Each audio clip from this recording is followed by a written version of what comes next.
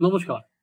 আজ চলুন প্রথমেই আমরা একটা সংবাদপত্রের একটু খবর আপনাদের পড়ে শোনাই। এই সংবাদপত্রটা হচ্ছে সিপিএম এর মুখপত্র গণশক্তি। আপনারা ভাবতেই পারেন যে সকাল সকাল কেন হঠাৎ গণশক্তি পত্রিকা নিয়ে বসলাম। আগে খবরটা পড়ি, তারপর খবরের বিশ্লেষণে যাব। গণশক্তি কাগজের তলার দিকে আজকে খবর হয়েছে, রাজ্যের উদ্যোগে দেশে প্রথম আন্তর্জাতিক সমুদ্র বন্দর কেরালায়। কেরালার আপনারা খবরটা আমাদের স্ক্রিনে দেখতেও পাচ্ছেন। আন্তর্জাতিক ভিজিনজাম সমুদ্র বন্দরের উদ্বোধনে রাজ্যের মুখ্যমন্ত্রী পিনারাই বিজয়ন বললেন, আজ কেরালার কাছে এক গর্বের মুহূর্ত। বাম গণতান্ত্রিক সরকার যে সংকল্প নিয়েছিল তা রূপায়িত হতে চলেছে। ভারতে এই প্রথম রাজ্য সরকারের উদ্যোগে সমুদ্র বন্দর নির্মাণ হলো, যা নজির সৃষ্টি করেছে। শুক্রবার এই বন্দরের উদ্বোধনে করেছিলেন নরেন্দ্র মোদী। তিনি ছাড়াও সেখানে কেরলের যে সাংসদ শশী থারুর তিরুবনন্তপুরমের, তিনি ওইখানে হাজির ছিলেন। এবার এই খবরটা মূল জায়গাটায় আসি। খবরটায় দেশের মধ্যে প্রথম একটি রাজ্য সরকারের উদ্যোগে আন্তর্জাতিক সমুদ্র বিমানবন্দর নির্মাণ দক্ষিণ ভারতের অর্থনীতিতে বিশেষ প্রভাব পড়বে বলে জানাচ্ছে অভিজ্ঞ মহল। কেরল সরকার তাদের ভিজিনজাম আন্তর্জাতিক সমুদ্র বন্দরে সিংহভাগ অর্থ বরাদ্দ করেছে। মোট প্রকল্পে খরচ হচ্ছে ৮,৬৮৬ কোটি টাকা। তার মধ্যে কেরালা সরকার বরাদ্দ করেছে ৫,৩৭০ কোটি টাকা। যৌথ উদ্যোগে এই প্রকল্পে অংশীদার আদানি গোষ্ঠী, তাদের বরাদ্দ হচ্ছে ২,৪৯৭ কোটি টাকা। ঋণ বাবদ মিলেছে ৮১৭ কোটি টাকা। হ্যাঁ, আপনারা ঠিকই শুনছেন, যৌথ উদ্যোগে এই বন্দর হচ্ছে এবং সেখানে অংশীদার আদানি গোষ্ঠী। যে আদানি গোষ্ঠীকে সকাল থেকে রাত গালাগালি না দিয়ে সিপিএম এর আর কি জল হজম হতো না বা খাওয়া হজম হতো না, সেই আদানির সঙ্গে অনায়াসে কিন্তু অংশদারিত্ব নিয়ে তিনি এই সরকার, পিনারাই বিজয়ন সরকার, একটা বন্দর তৈরি করতে পারেন। অর্থাৎ আপনাদের একাংশ মনেই হতে পারে যে bad Adani, good Adani. Adani good, Adani যখন কেরালায় থাকেন, আদানি যখন কেরালায় ২,০০০ কোটি টাকার উপর উনি লগ্নি করেন, তখন ভালো আদানি। এই আদানি আবার খারাপ যখন উনি দেশের অন্য অংশে লগ্নি করেন বা বিদেশে লগ্নি করেন। দেখুন, আমার কাছে খুব স্পেসিফিক প্রশ্ন যে সিপিএম থেকে কেন বিজয়নের যে আদানির থেকে লগ্নি নিচ্ছে তার বিরোধিতা করা হলো না। আমি কেন বলছি, আমি আপনাদের ২০২৪ সালের ২১শে নভেম্বর আপনাদের সিপিএম পলিট ব্যুরো একটা স্টেটমেন্ট দিয়েছিল। সেই স্টেটমেন্টে তারা বলেছিল, book Adani on corruption charges. সেই স্টেটমেন্টটা আপনাদের সামনে পড়ছি, আপনারা দেখেও নিন স্টেটমেন্টটা। The indictment filed in a United States court by the Department of Justice against Gautam Adani and 6 others contains serious charges of Adani and his nephew Sagar Adani being involved in paying bribes to Indian government officials at the center and state level. The indictment states that 2,029 crores was offered or promised to Indian officials to get state electricity distribution companies to execute power sale agreement for the supply of solar power. The case has come up in the United States as the charge that US investors were misled by the Adanis. Ever last line আবার পড়ছি, এটা খুব interesting.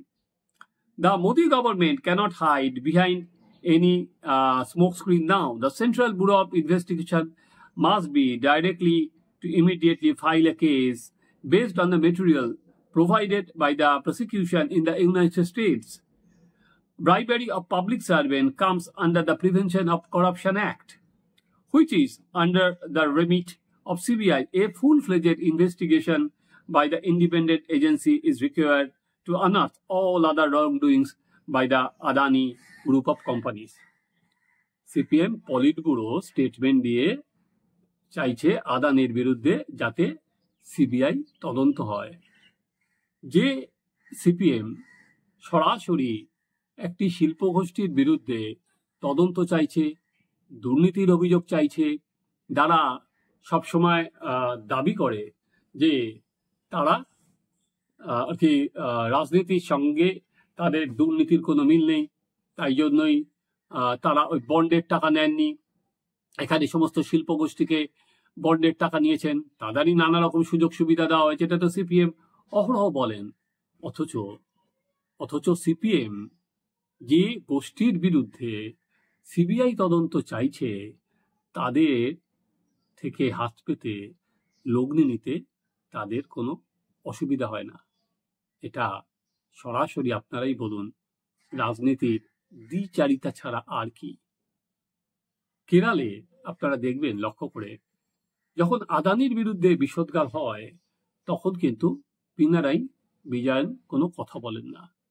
সেই আদানির বিরুদ্ধে এতদিন ধরে সেখানে আমরা দেখেছিলাম সীতারাম ইয়েচুরি সিপিএম এর সাধারণ সম্পাদক ছিলেন, এবং প্রকাশ কারাত, তারাই কিন্তু আদানির বিরুদ্ধে চরম ভাষায় আক্রমণ করেন।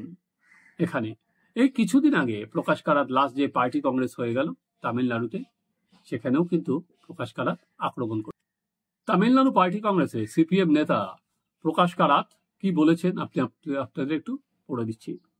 আগামী দিনে দল কি কাজ করবে তা ঠিক করবে পার্টি কংগ্রেসই। এ প্রসঙ্গে তিনি বলেন, দলের রাজনৈতিক কর্মকাণ্ড কোন পথে যাবে তা তারাই ঠিক করাই এখন পার্টি কংগ্রেসের প্রাথমিক কাজ। তাই দেশের বর্তমান রাজনৈতিক পরিস্থিতিকে ভালো করে বুঝতে হবে। প্রধানমন্ত্রী নরেন্দ্র মোদীকে নিয়ে তিনি তিনটে প্রশ্ন করেছিলেন। তিনটে প্রশ্ন হচ্ছে, কে নিজেকে ডোনাল্ড ট্রাম্পের বন্ধু বলে মনে করে? কে গৌতম আদানি ও মুকেশ আম্বানির কাছের মানুষ? আরএসএস এর প্রতি কারা সম্পূর্ণ আনুগত্য স্বীকার করেছে? তিনি এরপরে বলেন, এই তিনটি প্রশ্নের উত্তরই এক, নরেন্দ্র মোদী ও বিজেপি। এই বিজেপি, আরএসএস এবং কর্পোরেট হিন্দুত্ব জোটের বিরুদ্ধে লড়তে হবে, তাদের পরাজিত করতে হবে। এখানে প্রশ্ন ওঠে কিভাবে?